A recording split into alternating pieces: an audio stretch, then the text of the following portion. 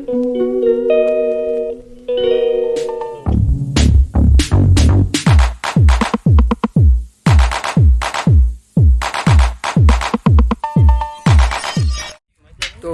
રામ દાયરા ને. તો આજે હું આવ્યો છું આપણા ખેતરે.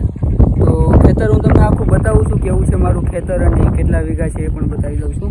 તો આ આપણું આખું ખેતર છે અત્યારે, જે વરસાદના લીધે આખું ધોવાઈ ગયેલું છે. આ સાઈડથી બધું ધોવાઈ ગયેલું છે. આમાં અત્યારે ટ્રેક્ટર ચાલુ છે. વાં પણ થોડો ખરાબો છે અને અહીંયા આખું આપણે રહેવાનું પણ છે. તો આપણે પાસે છે બહાદુરભાઈ. તો બહાદુરભાઈ જણાવો કે આમાં શું શું પ્રોબ્લેમ છે ને શું શું આમાં ખડ કયું ઉગી ગયું છે? કાદવનું ખડ ઉગી ગયું છે. બરાબર. રાતી પેઢી કહેવાય આને. રાતી પેઢી, ઓકે. બીજો કઈક ખાંભો છે. આ જોઉં છો કપાસ બગડી ગયો. કપાસ આખો બગડી ગયો? કપાસ આખો ફેલ થઈ ગયો છે. ફેલ આખો કપાસ તો આપણો આખો ફેલ થઈ ગયો છે.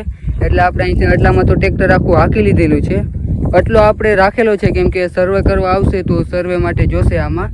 તો અત્યારે બહાદુરભાઈ આપણે ટ્રેક્ટર હાંકતા હતા તો ટ્રેક્ટર હાલી ગયું છે. તો અત્યારે હું બહાદુરભાઈને પૂછતો હતો કે કેટલું આને શું કહેવાય ને કેટલું કેટલું થઈ ગયું છે આમાં. તો આને રાતી પેઢી કહેવાય. જો આમાં ખડ બધું ઉગેલું છે. જો ઓલું તમને બતાવું તો આને રાતી પેઢી કહેવાય છે. બાકી આ બધું બાકીનું ખડ ઉગેલું છે ને આવી રીતે આપણો કપાસ છે. કપાસ તો એમ તો મોટો થઈ ગયો છે પણ ઓલી સાઈડથી આખે બધું ધોવાઈ ગયું છે. તો આજે આપણે જે ખેતર બતાવ્યું છે એ 20 વીઘાનું ખેતર છે અને 20 વીઘાનો કપાસ વાવેલો હતો. એ 20 વીઘાનું ભરી ગયું. 20 વીઘાનું ભરી ગયું, બગડી ગયું ને બધો પાક ફેલ થઈ ગયો છે ચોમાસાનો. તો ચોમાસામાં તો બહુ નુકસાની આવેલી છે. તો આપણે પછી આવતે શિયાળું શું કરીએ, શું વાવવાનું છે એ પણ બતાવશું. તો હજી જો તમે સબસ્ક્રાઈબ ના કરેલું હોય તો સબસ્ક્રાઈબ કરી નાખો, કેમ કે કેટલા લોકો વિડીયો જોવે છે, જોઈને વયા જાય છે, સબસ્ક્રાઈબ સબસ્ક્રાઈબ કરવાનું છે ને આપણે. સબસ્ક્રાઈબ, શેર અને લાઈક કરો.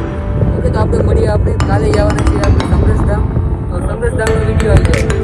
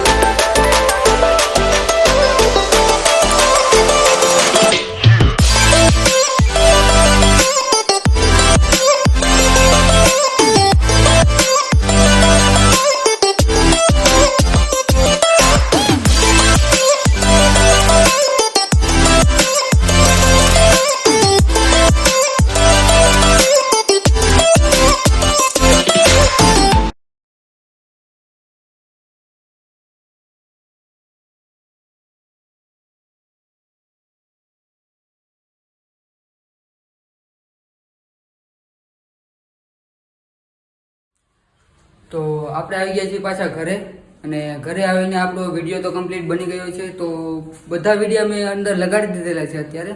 તો પોઝિશન તમે જોઈ લેજો કેવી છે અને ગમે તો લાઈક અને સબસ્ક્રાઈબ કરી આપો અને બીજાને શેર પણ કરી આપો.